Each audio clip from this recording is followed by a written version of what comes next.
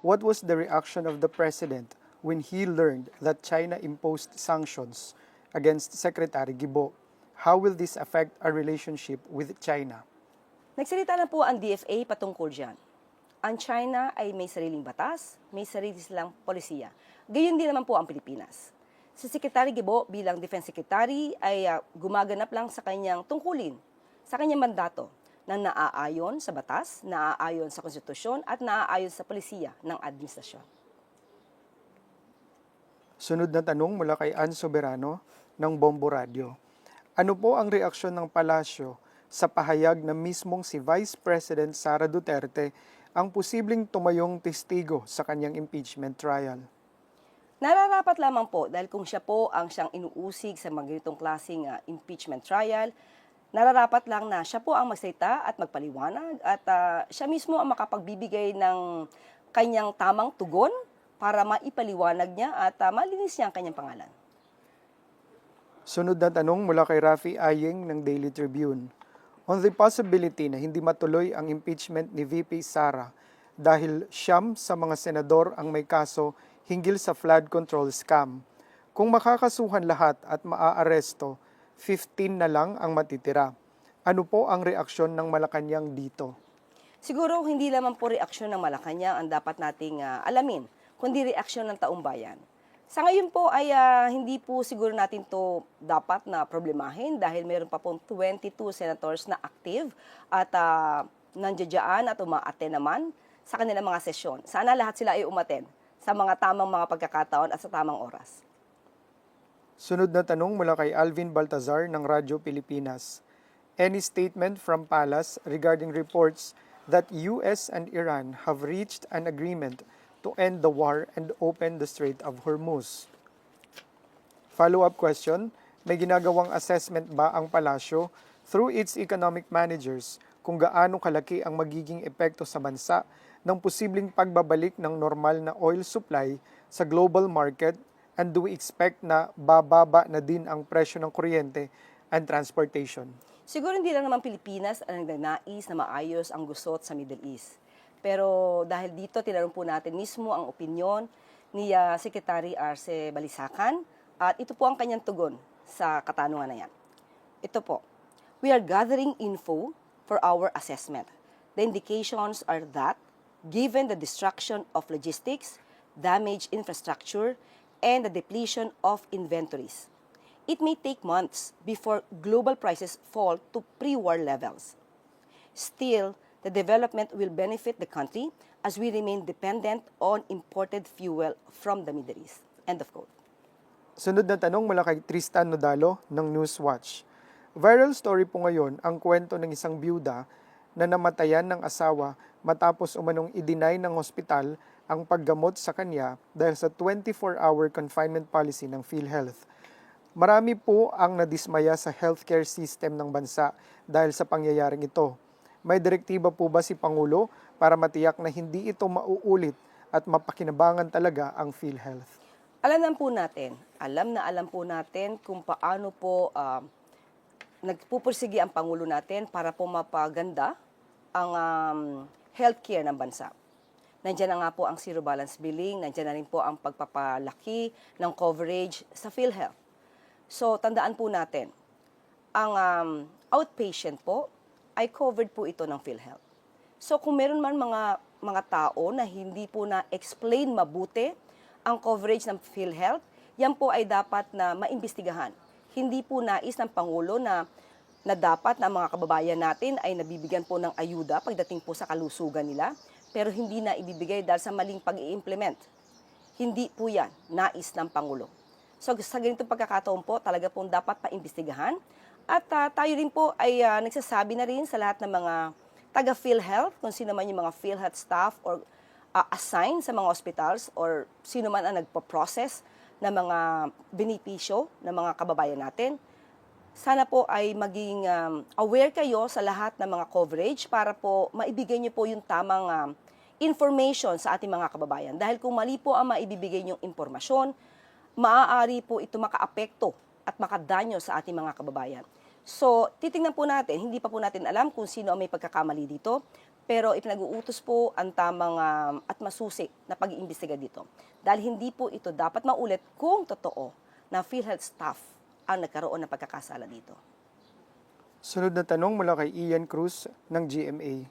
Yusek, dapat po bang paniwalaan ang sinabi ni Vice President Sara Duterte, and I quote, "Hindi ko gusto agawin yung posisyon ni Bongbong Marcos. Gusto ko makita ng taong bayan hanggang sa dulo kung gaano kawalang hiya si BBM."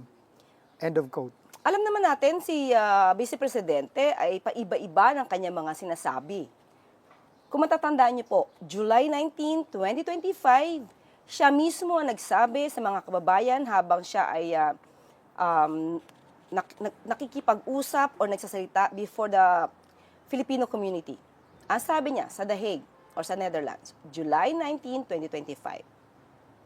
Lahat sila, sabi niya, lahat sila ay nagnanais na pababain sa pwesto ang Pangulo.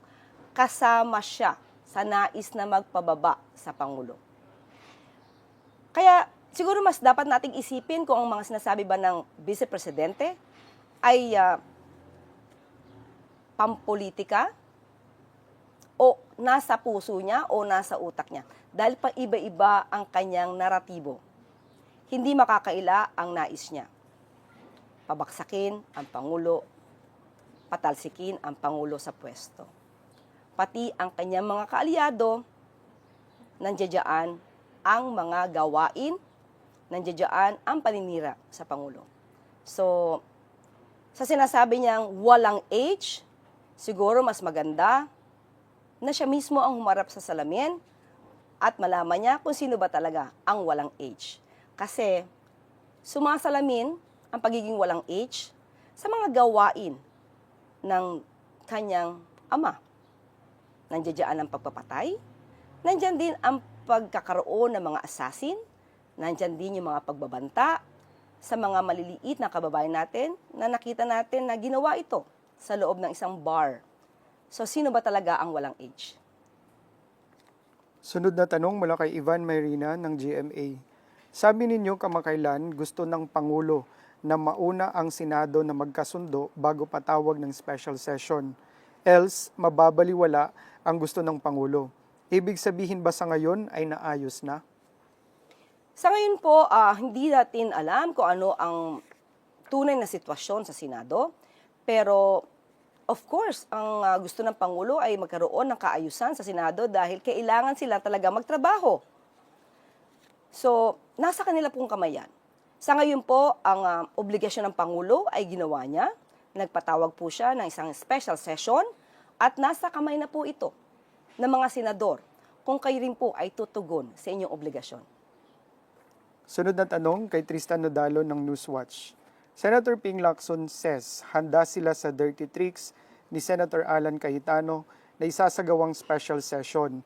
Nababahala ba ang Malacanang sa posibilidad na magkaroon ulit ng kaguluhan sa pagdaraos ng special session?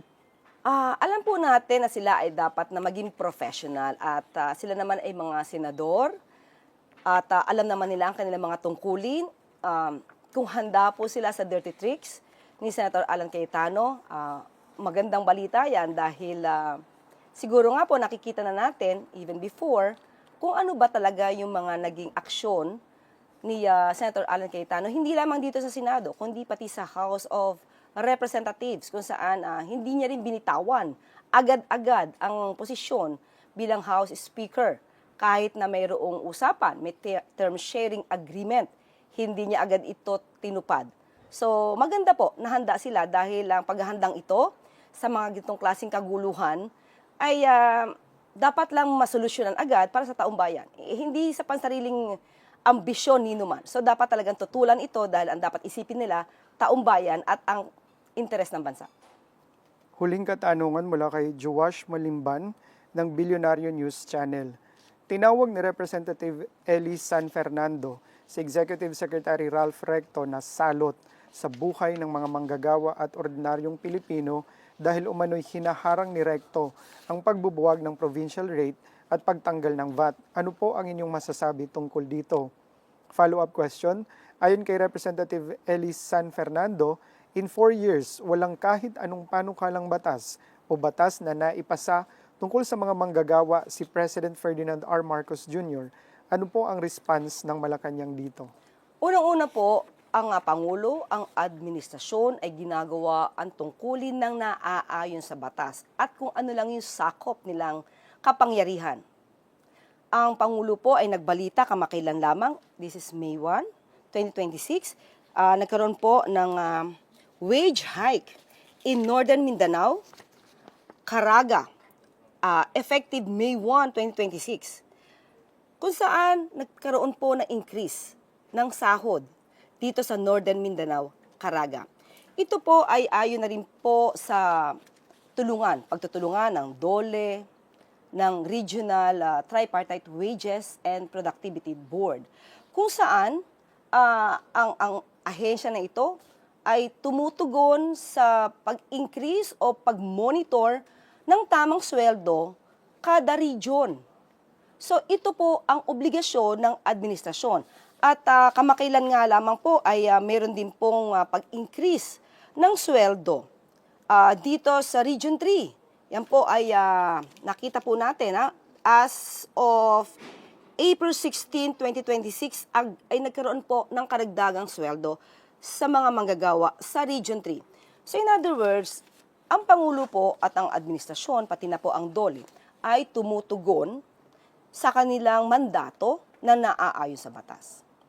Ang sinasabing hindi nagpapanukala ng batas tungkol sa National Minimum Wage, hindi po ito trabaho ng Pangulo. Trabaho po ito ng mga mambabatas. So wag pong ibato ang trabaho nila sa ehekutibo dahil yan po ay trabaho ng Kongreso. Kung gusto niyo po na dapat na magpatupad ng mas mataas pa na minimum wage, kayo po, sa inyo po iyang mandato. So kung ano man ang kakulangan ninyo, kung meron man kayong katamaran, at hindi nyo nagagampanan ang inyong trabaho bilang mambabatas, huwag nyo pong ipahid sa ehekutibo. Huwag nyo ipahid sa Pangulo. Dahil ang Pangulo ay tumutupad at gumagampan sa kanyang obligasyon ng naaayon sa batas. Sa inyo pong obligasyon yan. Kayo po ang magbalangkas ng batas, kayo po ang makipagdebate, at kayo po ang magbigay ng bill para maipasa ang isang batas. At patungkol naman sa pagsasabi na salot, pati po yung VAT, wala po sa kamay na Executive Secretary ang pagtanggal ng VAT. Economic managers, of course, absolutely, pwede silang magbigay ng opinion. Yan ang kanilang trabaho. So dapat siguro malaman natin, ano ba ang tulong ng VAT sa bansa? Saan ba ito nagagamit? At kung balak nyo po itong patanggal, hindi rin po ito katungkulan o hindi po ito hawak ng isang executive secretary. Ito po ay hawak din at nasa kamay ng Kongreso. Trabaho niyo po yan. Yan na po ang huling katanungan. Balik sa iyo, UC Claire. Maraming salamat.